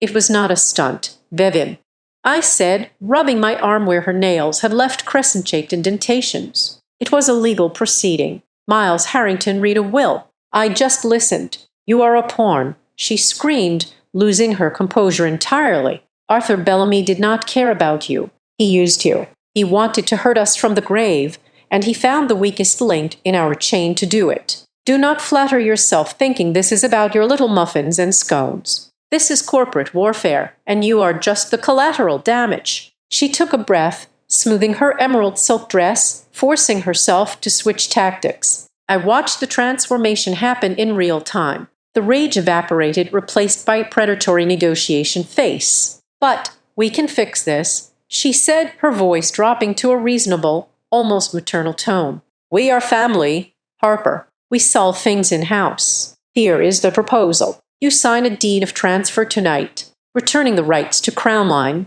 You reject the trust. In exchange, we will pay you a settlement, a generous one, $2 million cash tax-free." "And Arthur?" I asked, leaning against the heavy oak desk. "What happened to his request?" "We include a non-disclosure agreement," Vivian said quickly. "Arthur Bellamy is never mentioned. As far as the world is concerned, this was a standard property transaction. You walk away with $2 million. You can open a bakery in Paris. You can do whatever you want, just not here." I looked at Evan. He was pouring himself a drink from the crystal decanter on the sidebar. He took a long swallow before turning to me. "Take the deal, Harper," he said. His voice was cold, devoid of the panic that had been there in the dining room. Now he just sounded annoyed. 2 million is more money than you will ever see in your life. You are playing a game you do not understand. If you try to fight us, the lawyers will drain that $12 million trust dry before you even lay a brick. We can make 12 million in a single quarter. Do not destroy everyone's future just because your ego is bruised. My ego, I repeated, feeling a laugh bubble up in my chest. It was a dark, sharp sound. My ego isn't the issue, Evan. My issue is that I just found out my husband has been trying to evict me since the day we met. I took a step toward him. He didn't retreat, but he flinched. I need to know, I said, my voice trembling with the weight of the question I had been afraid to ask for weeks. Did you know before you walked into my bakery that first Tuesday? Before you asked me out, did you know your family was targeting Sugar Street? Evan looked at his glass. He swirled the amber liquid, refusing to meet my eyes. Answer me, I shouted, the sound echoing off the book-lined walls. The business environment is complex. Harper, he said, using his boardroom voice. We identify strategic zones years in advance. Sugar Street has always been on the road map.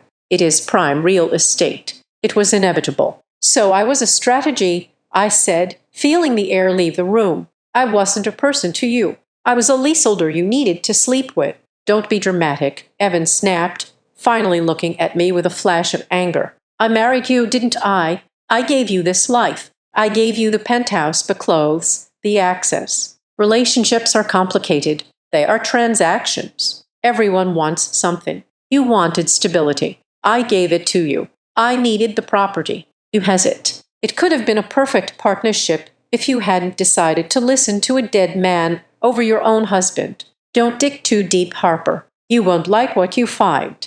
That was it. The confirmation. There was no apology. There was no denial. Just the cold, hard logic of a man who saw people as assets and liabilities. Before I could respond, the door opened. Miles Harrington stood there flanked by two large men who looked like security, but they were his security, not Mercer's. Mrs. Lane, Miles said, his voice cutting through the tension like a blade. I am formally advising you to stop speaking. As the executive of the trust, I must inform Mr. and Mrs. Mercer that any further attempt to negotiate directly with the beneficiary without counsel present will be considered coercion. Get out of my house, Vivian spat. We are leaving, Miles said calmly, and Mrs. Lane is coming with me. I have recorded the last 5 minutes of this conversation from the hallway. I believe the offer of a bribe to bypass a testamentary trust is a felony in this state. We will add it to the file. Evan went pale. Vida looked like she wanted to scream, but she stayed silent. She knew when she was outgunned. Come, Harper, Miles said, offering me his arm. I walked out of the study without looking back. I left Evans standing there with his drink, a man who had sold his soul for a zoning permit and still lost the deal. The days that followed were a blur of noise and flashbulbs. I moved into a hotel suite arranged by the trust, unable to go back to the penthouse and afraid to stay at the bakery alone. The Mercer machine did not sleep. If they could not buy me, they decided to destroy me. It started with the tabloids. The Daily Gazette ran a front-page story with a photo of me looking disheveled, leaving the bakery after a long shift. The headline screamed, "The baker who burned the billionaire. How Harper Lane seduced an heir and stole a fortune." They painted me as a gold digger of the highest order. Anonymous sources claimed I had targeted Evan. They said I had manipulated a senile old man, Arthur, into changing his will. They dug up photos of me from high school, critiquing my hair, my clothes, my background. Social media was worse. My bakery's review page was flooded with one-star reviews from accounts that had been created that same day. People called me a thief. They called me ugly. They said I was holding back progress, that I was a selfish woman standing in the way of a beautiful new development that would bring jobs to the city. $12 million for a few stale croissants. One comment read, "She should be in jail." I sat in the hotel room scrolling through the hate, feeling small. I had the money, I had the land, but I felt like I was losing myself. Then came the meeting that changed the nature of the pain. Miles called me on a Thursday. "There is someone who wants to speak with you," he said. An ex-employee of Crown Line. He was let go during a purge last week because he refused to sign a retroactive NDA. He has something you need to see. We met in a diner on the outskirts of the city, a place where no one would recognize the Baker billionaire, as the press had dubbed me. The man was young, nervous, constantly checking the door. His name was Toby. I shouldn't be here, Toby said, pushing a manila envelope across the sticky table. But I saw what they are saying about you on the news. That you tricked Evan. That you tracked him. What is this? I asked, my hand hovering over the envelope. Emails, Toby said, from the executive server. I was in IT support. I archived everything before they locked me out. I opened the envelope. There were dozens of pages, memos about zoning, bribes paid to city inspectors to flag my bakery, strategies to delay permits for the other shops on the street. But the page on top was an email from Vivian to Evan dated 3 years ago. Subject: acquisition strategy. Sugar Street, hold out. Evan, standard buyouts are failing with the lame girl. She is emotionally attached to the property. We need a different angle. We need leverage that is not financial. You have always been charming. Perhaps it is time you found a wife who comes with a dowry of real estate. She is simple. She is a lonely, obedient baker. Give her a fairy tale, and she will hand over the deed. It is a strategic marriage. Son, think of it as a merger. And underneath Evan's reply, understood. I will stop by the shop on Tuesday. Let us see if she has a sweet tooth for romance. I will have the deed signed within 2 years. I read the words over and over. Obedient baker, strategic marriage. It wasn't just that he didn't love me. It was that the entire relationship was a scripted corporate maneuver. Every date, every kiss, every time he held my hand when I was tired, it was all billable hours to him. He was working a shift. I felt a physical pain in my chest, sharp and agonizing. I had spent nights crying, wondering if I had been too hard on him, wondering if maybe he really was just caught between his family and me. But he wasn't court. He was the architect. I put the paper down. My hands were shaking, but my eyes were dry. I had cried enough. Can we use this? I asked Miles, who was sitting next to me, rating over my shoulder. In court, Miles asked. Absolutely. This proves premeditated fraud. It proves bad faith. It proves the marriage was a sham, entered into for financial gain. We can annul the prenuptial agreement. We can sue them for emotional damages. We can bury them. Do it, I said. But as Toby left and we sat there in the quiet of the diner, the weight of it hit me. I was alone. My marriage was a lie. My in-laws were monsters. And I was holding $12 million that felt like blood money. I don't know if I can do this, Miles, I whispered, looking at the coffee cup. They are so big. They own the newspapers. They own the narrative. I am just a baker. Maybe Arthur was wrong about me. Miles reached into his briefcase. He pulled out a small sealed envelope. R gave me this. Miles said, he told me to give it to you only if you reached the breaking point. He said you would know when that was. I took the envelope. It was addressed to Harper for the darkest hour. I tore it open. Inside was a single index card. Arthur's handwriting was scrawled, shaky but fierce. Harper, if you are reading this, they have stripped away the illusions. They have made you feel like you are nothing. That is their favorite weapon. They think that because they build skyscrapers, they are giants. And because you bake bread, you are an ant. But I have watched them for 50 years. I have seen them crush neighborhoods, bribe officials, and ruin families, all without missing a dinner reservation. They have an appetite that is never satisfied. You are not the victim here. You are the bone in their throat. This is the last time they will try to swallow a life whole without choking. Make them choke. I looked up at Miles. The fear was still there, but it was being pushed aside by a cold, hard resolve. They had called me obedient. They had called me simple. They had bet their entire empire on the fact that the little baker girl would fold when the pressure got too high. I picked up the email printout, the proof of my husband's betrayal. Miles, I said, my voice steady, call the press, not the tabloids. Call the investigative journalists, the ones Arthur liked. I am ready to give an interview. Are you sure? Miles asked. Once we start this, there is no going back.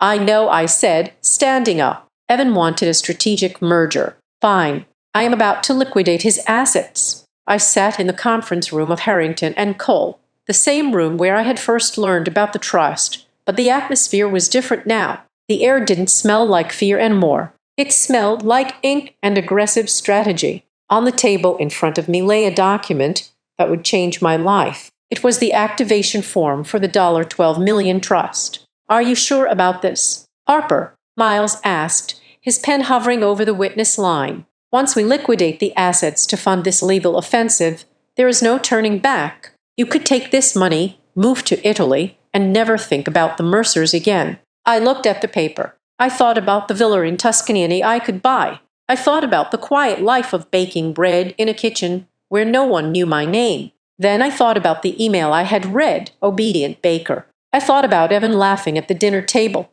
I am not going to Italy, I said, picking up the pen. I am staying right here. Activate the funds, Miles. I don't want to buy a yacht. I want to buy an army. I signed my name. The ink was dark and permanent. The first step was not attacking Mercer Holdings directly, but fortifying the ground they were trying to steal. I used a portion of the trust to establish the Sugar Street Fund for years. The other business owners on my block, Mr. Anderson at the bookstore, Mrs. Gomez at the laundromat.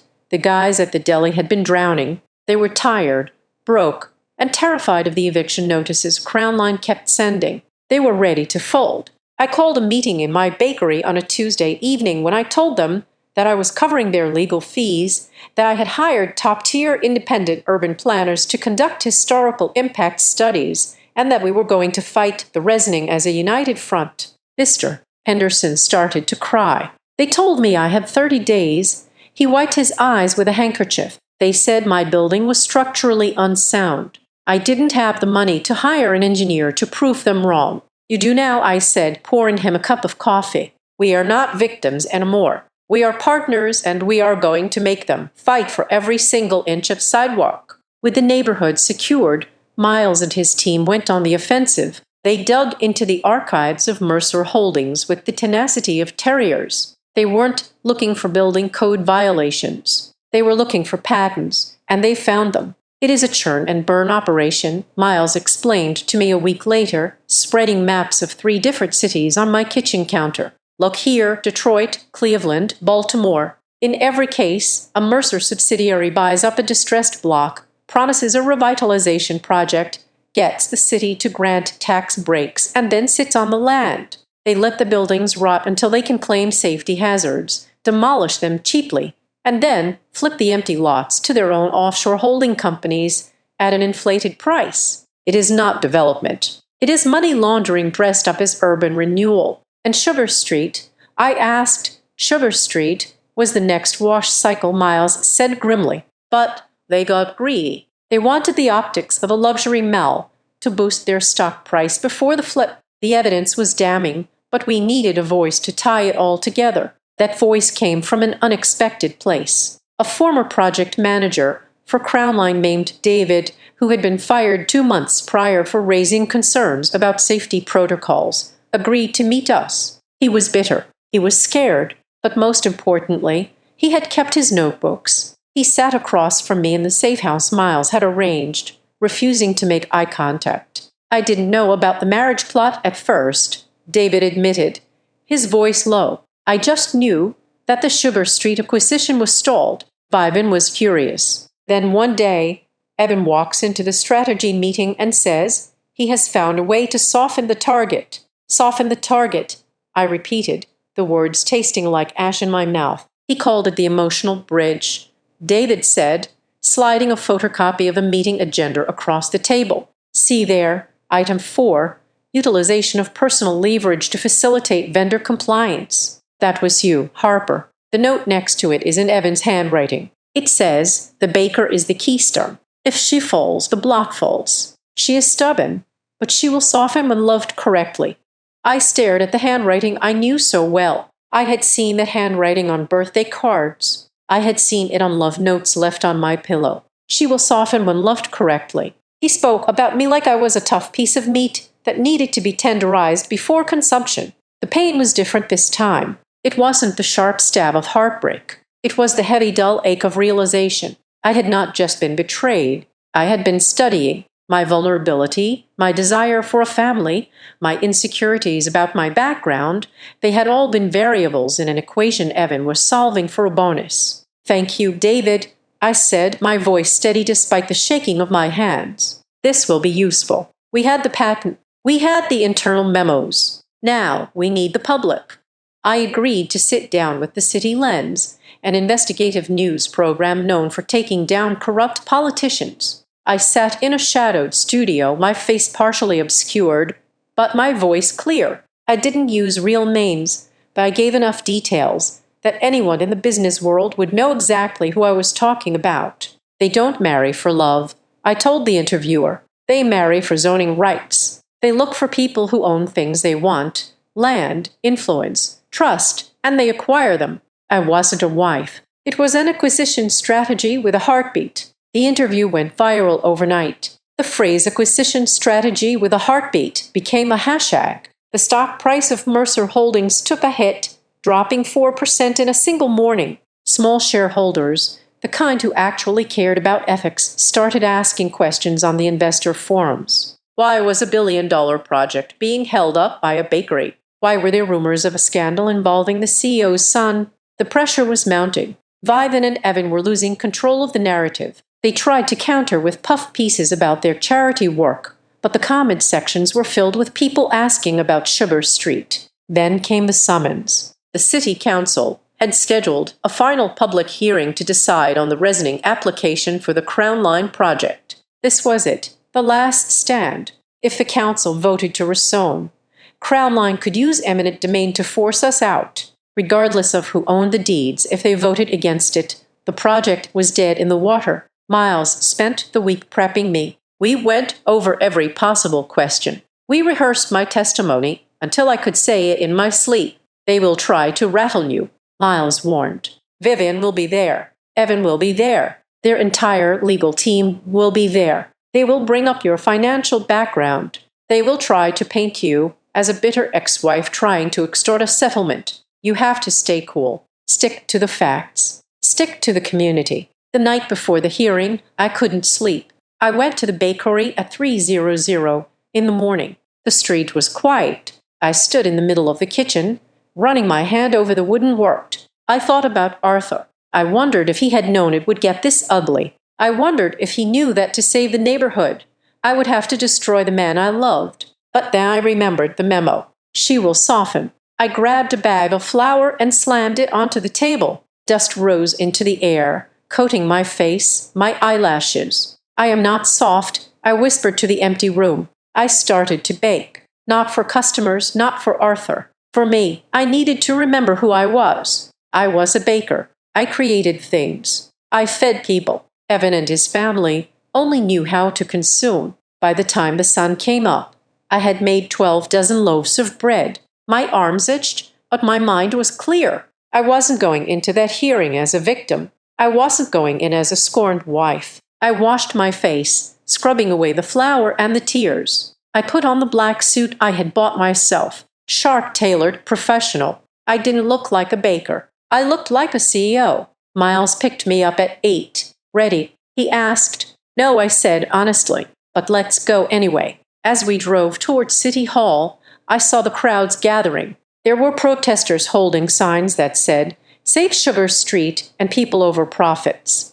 There were news vans with their satellite dishes raised. And there, standing on the steps of City Hall, surrounded by a phalanx of lawyers and security, were Vivan and Evan. They looked impeccable. They looked invincible. Evan saw me get out of the car. For a second, his mask slipped. He looked tired. He looked almost regretful. But then Vivan whispered something in his ear, and his face hardened back into the stone mask of a Mercer. I walked up the steps, Miles by my side. As I passed Evan, he didn't say a word. He didn't have to. The lines were drawn. He was on the side of the money. I was on the side of the truth. And I had a $12 million war chest and a ghost in my corner. "Mrs. Lane," a reporter shouted, thrusting a microphone in my face. "Do you think you can win against Mercer Holdings?"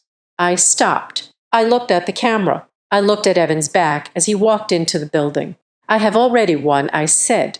I have my self-respect back. Today it is just about the paperwork. I walked through the doors of City Hall, the sound of my heels echoing on the marble floor like shots fired in a canyon. The battle for Sugar Street was about to begin, and I was bringing fire. The city council chamber was a pressure cooker of body heat and tension. Every seat was filled. On the left side of the aisle sat the residents of Sugar Street, Mr. Henderson clutching his fedora, Mrs. Gomez with her rosary, and the guys from the deli still wearing their aprons. Behind them were dozens of people I did not know, citizens who had been pushed out of their own neighborhoods by previous Mercer projects. On the right side sat the Mercer faction suits, briefcases, and the smell of expensive cologne masking the scent of fear. Vivian sat in the front row, her spine rigid, staring straight ahead.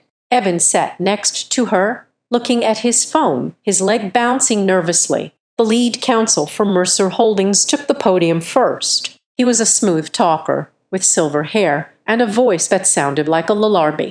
He painted a picture of Sugar Street that I barely recognized. He used words like urban decay, stagnant economic zones, and necessary evolution. He projected renderings of the proposed glass towers complete with digital trees and happy faceless digital people. We are offering jobs. The lawyer Enid gesturing to the screen. We are offering a park. We are offering progress. The only thing standing in the way is a sentimental attachment to crumbling bricks led by an individual who is prioritizing her emotional history over the public good. He looked at me then. It was a pitying look designed to make the council members see me as a hysterical woman standing in the way of the future. When it was my turn, I did not walk to the podium with a stack of papers. I walked up with nothing but the microphone and the silence of the room. My name is Harper Lane, I said. My voice did not shake. And for 7 years, I have woken up at 4 in the morning to bake bread for this neighborhood. I looked at the council members. The opposing council talks about value. Let me tell you about value. Value is Mrs. Gomez letting a student do their laundry for free because they have an interview the next day. Value is Mr. Henderson teaching neighborhood kids to raid in the back of his shop. Value is a community that takes care of its own. I turned to look at Evan. He finally looked up, his eyes wide. 2 weeks ago, I continued. My husband invited me to a family dinner. He stood up in front of 30 investors and laughed at my bakery. He called it a little hobby. He called it a charity project. He told his wealthy friends that he was going to bulldoze my life's work to set me free. He thought it was funny. He thought my work was small because it didn't come with $1 billion valuation. A murmur went through the crowd. But that night, I said, a lawyer walked in and read the will of Arthur Bellamy. Mr. Bellamy was a billionaire. Yes, but he sat in my shop every week. He saw what Mercer Holdings refused to see. He saw a heartbeat, and he left me the deed to the entire block along with $12 million to protect it. I am not here as an emotional obstructionist. I am here as the legal owner of Sugar Street, and I am telling you we are not selling. Miles stepped up then. He didn't use emotion. He used cold, hard evidence. He projected the internal emails onto the screen. The room gasped as they read the words strategic marriage and softened the target. This was not a development plan, Miles told the council. This was a conspiracy to defraud a property owner through a fraudulent marriage. Evan Mercer was instructed to court Harper Lane specifically to acquire her lease. We have sworn testimony from a former project manager confirming this timeline. I watched Evan. He sank lower in his chair, shielding his face with his hand as the cameras flashed. But Miles wasn't done. There is one final matter, Miles said, pulling a document from his briefcase. This is. Vivian Mercer has been privately assuring her board that even if the Sugar Street project fails, she can secure a merger with Bellamy Foods to stabilize the stock price. She believes she can force this merger through a hostile takeover. Vivian's head snapped up. However, Miles smiled. Arthur Bellamy anticipated this. In addition to the land and the cash, Mr. Bellamy left Mrs. Lane a controlling block of Class B voting shares in Bellamy Foods. These shares carry veto power over any merger or acquisition. Miles looked directly at Vivian. Mrs. Lane is now the largest individual voting shareholder in your competitor's company, and she has instructed me to formally reject any and all merger proposals from Mercer Holdings." The room erupted. This was the kill shot. Vivian wasn't just losing the building project. She was losing her escape route. A man in the back row stood up. I recognized him as a major institutional shareholder from Mercer. "Is this fair?" he shouted, ignoring protocol. "Because if this project is denied and the merger is blocked, the $300 million loan leveraged against the Crown Line assets will default. We are looking at a liquidity crisis." Chaos broke out. Reporters were shouting questions. Shareholders were yelling at Vivian. The council chairman had to bang his gavel 5 times to restore order. When the vote was finally called, it was anticlimactic. The corruption was too exposed. The public pressure was too high. "The motion to rezone Sugar Street is denied," the chairman announced. Furthermore,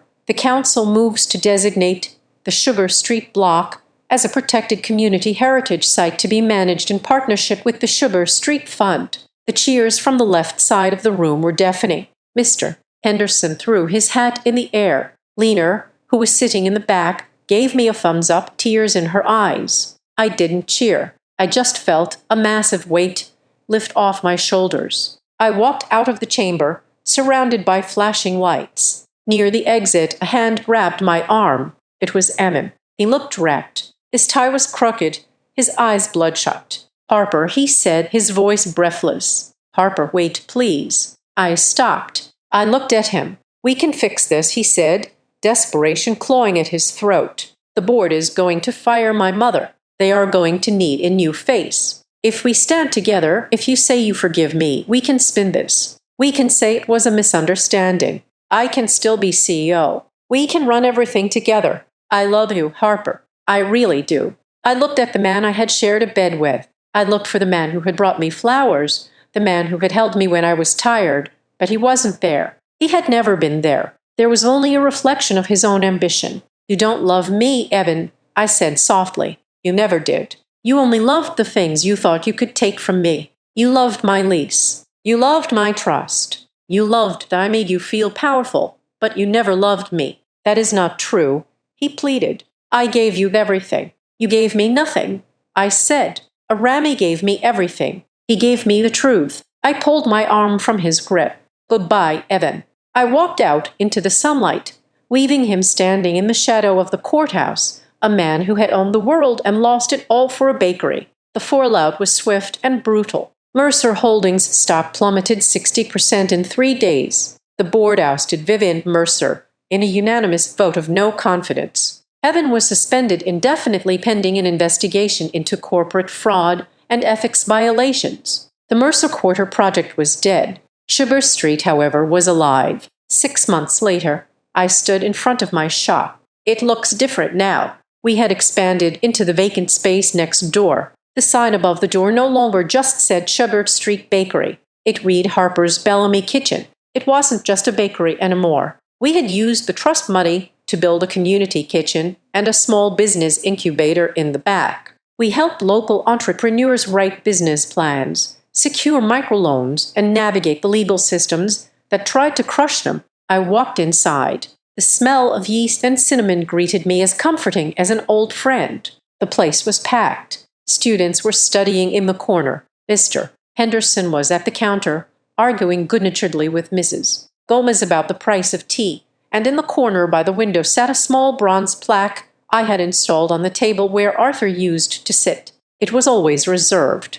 I walked behind the counter and tied on my apron. I wasn't a billionaire in a boardroom. I wasn't a socialite in a silk dress. I was Harper Lane, a baker. I looked at the small framed sign I had placed next to the register. It was the first thing customers saw when they walked in, built on a laugh at a dinner table and a will that believed a baker could change the neighborhood. I didn't use the $12 million to buy a mansion or a yacht. I used it to ensure that the next time a group of wealthy vultures decided to mock a little shop somewhere, they would have to think twice, because you never know when a person serving you coffee is holding the most expensive card in the deck. I picked up a tray of fresh lemon tarts and walked out into the dining room. "Order up," I called out, and for the first time in my life, I truly owned every single inch of the room. Thank you so much for listening to my story. I would love to know where you are tuning in from. So please drop a comment below with your city or country, and don't forget to subscribe to Azad Revenge Stories, like this video, and hit that hype button to help us share more stories like this one with the world.